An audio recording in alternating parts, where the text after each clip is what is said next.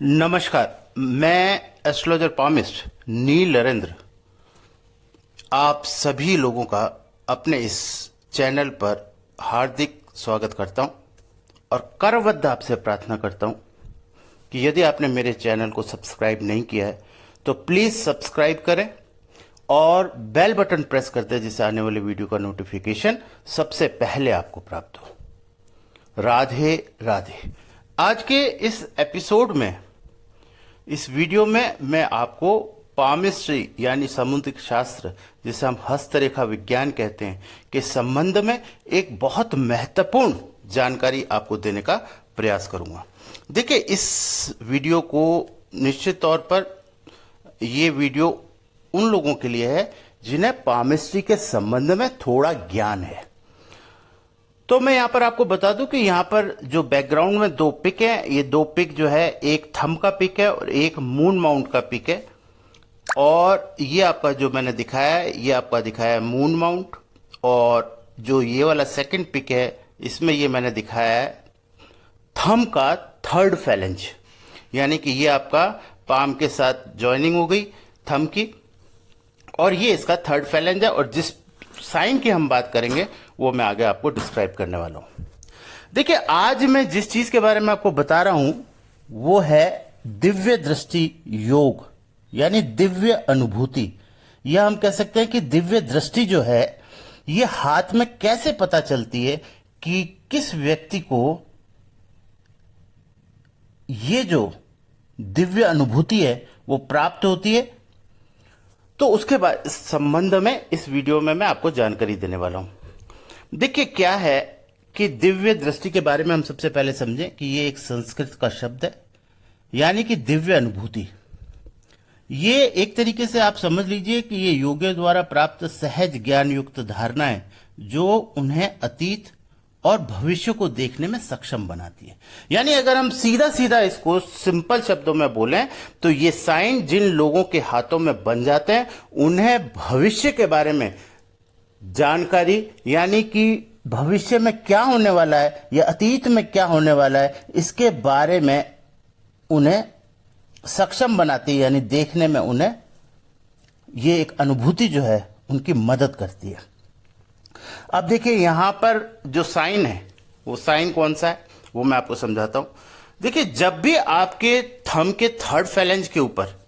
इस तरीके का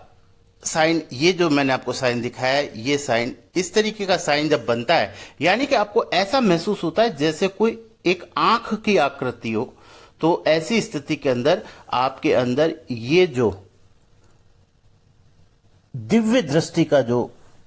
की अनुभूति जो है वो आपको होने लगती है। यानी आप भूत और भविष्य और वर्तमान के बारे में, किसी भी व्यक्ति के बारे में अगर आप देखेंगे तो आप बिना किसी प्रक्रिया के, यानी बिना without the help of astrology, palmistry, vastu, numerology, इसके अलावा आप सीधा उस व्यक्ति के बारे में जानने की या आपको उसके बारे में अनुभव होने लगता है। तो देखिए, ये जो साइन है ये दिव्य दृष्टि नेत्र बोलते हैं इसे। ये जिन लोगों के हाथ में बनता है ये निश्चित तौर पर भूत, भविष्य और वर्तमान के बारे में, किसी भी व्यक्ति के बारे में बताने में बहुत ज्यादा सक्षम हो जाते हैं। और ये एक यौगिक क्रिया है। देखिए, जब भी आप अपनी, एक तरीके से हम कहें कि जैसे ईड़ा, पिंगला और सुषुम्ना नाड़ियां होती हैं, इनको जब आप पूर्णतः बैलेंस कर लेते हैं तो आपका जो शरीर होता है उसके अंदर एक अजीब किस्म की का ठहराव आ जाता है। और जैसे ये ठहराव आता है, आपका दिव्य दृष्टि का जो मैं ये योग बता रहा हूं ये आपके अंदर जागृत होने लगता है। तो देखिए, इसके अलावा हाथ के अंदर अगर आपके मून माउंट के ऊपर, जैसे मैंने आपको इस पिक में बताया कि मून माउंट के ऊपर आपको, अगर आपके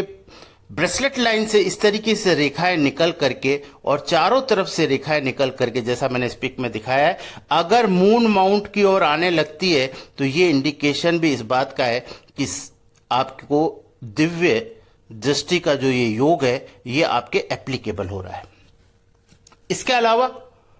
एक साइन और है, जब ये साइन क्रिएट हो जाता है तो ये साइन और जो दूसरा मैं साइन बता रहा हूं, यानी कि जिसे नॉर्मली सभी लोग जानते हैं, जिसे हम कहते हैं बृहस्पति मुद्रिका, यानी आपकी जो इंडेक्स फिंगर होता है उसके नीचे जब एक सर्किल बन जाता है, उसके नीचे जो आपका जुपिटर माउंट है उसके ऊपर जैसे सर्किल बन जाता है, जैसे मैं आपको बताता हूं, जैसे मान लीजिए ये आपका हाथ है,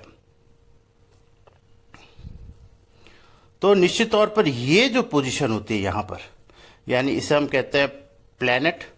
जुपिटर, और जुपिटर के ऊपर जब इस तरीके की एक हल्की सी लाइन बन जाती है, इसे हम कहते हैं बृहस्पति की मुद्रिका, गुरु वलय जिसे हम कहते हैं। अगर ये तीन साइन किसी के हाथ में कंबाइंड हो जाएं तो मैं ये कह सकता हूं अपने अनुभवों के आधार पर कि व्यक्ति को दिव्य दृष्टि का एक योग या दिव्य अनुभूति में वो सक्षम होता है, यानी वो दिव्य अनुभूति करने में सक्षम होता है। तो ये दिव्य जो दृष्टि एक शब्द है जिसे हम नॉर्मली संस्कृत में उपयोग करते हैं, तो ये दिव्य दृष्टि का मतलब यही होता है, दिव्य नेत्र का मतलब यही होता है, दिव्य अनुभूति का मतलब यही होता है कि व्यक्ति को इस तरीके के अनुभव होना प्रारंभ हो जाते हैं, और ये एक सहज क्रिया है और ये एक सहज यौगिक क्रिया है, हम ऐसा भी कहें तो गलत नहीं होगा। तो देखिए, आज इस विषय पर मैंने आपको जानकारी देने का प्रयास किया। सब्जेक्ट